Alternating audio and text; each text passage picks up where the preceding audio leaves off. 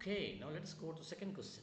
Two experiments P and Q. P and Q generate two sets of data to confirm the proportionality of variables X and Y. Between X and Y, they conduct an experiment and thus they get a relationship between these two. In both the cases you see here, you can say that this is nearly Y equal to mx plus c equation here, because you see the intercepts are somewhere over here. And here if you see Y is equal to mx, nearly the value of c is equal to 0. Okay, this is what is the first observation. The maximum and minimum gradient lines for both the sets of the data are shown over here.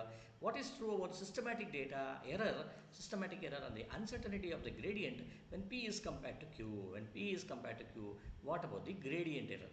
Uncertainty of the gradient. Now you look at here, the gap here is very small, the gap here is very large. The angle between these two lines is much larger. Oh, I did not start my timer. Okay, let me start here.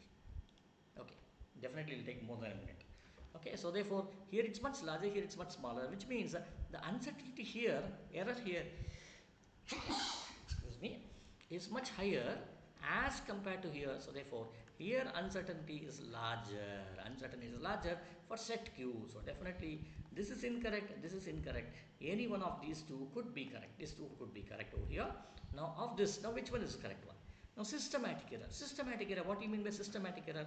That means the intercept here, in this case you see that both the lines are passing through the origin.